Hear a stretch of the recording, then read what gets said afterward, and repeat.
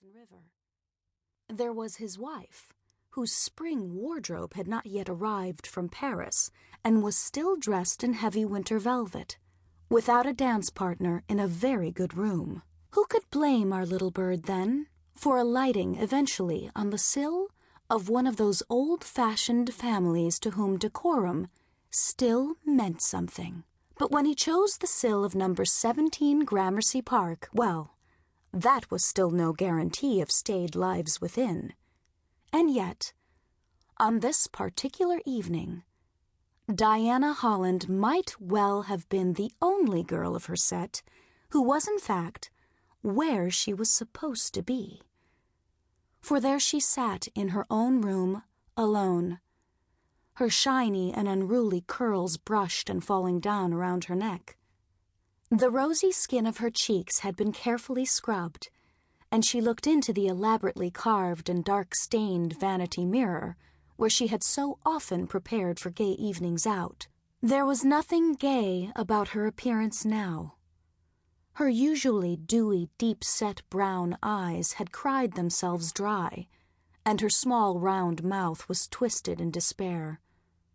She blinked and blinked at her reflection, but she could not bring herself to like what she saw. She no longer approved of the girl who stared back at her, and she knew that despite the many tragedies her short life had hurled at her, she'd never been so low as this. She ached with what she had done, and the longer she sat alone, the worse the hurt became. Then she relaxed her shoulders and raised her small, defined chin.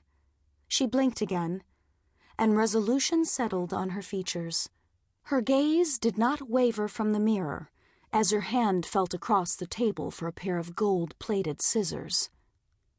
Once her fingers curled around the handle, there was not even a second of hesitation.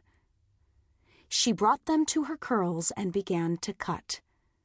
There was such volume to her hair that she needed several breathless minutes to shear it all off.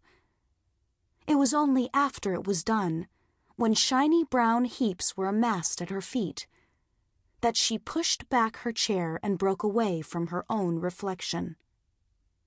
All that was left were the dark brown roots wisping over her ears and at the nape of her neck. Later, when the first pale touches of morning were only a promise at the edges of the sky, our sparrow, still resting on the eaves of the Holland home, watched as its youngest inhabitant exited by the front door. Her old coat was drawn tight to shield her from the cold, and her hat was pulled over her ears. It was too late, or too early, for any human being to note the absolute determination in her stride. But the little sparrow's black eyes followed her as she disappeared into the brand-new day. 1. Mr. Leland Bouchard requests the pleasure of your company at a ball to be given in honor of the members of the New York Automobilist Club on Thursday evening, February 8th, 1900, at 9 o'clock. 18 East 63rd Street.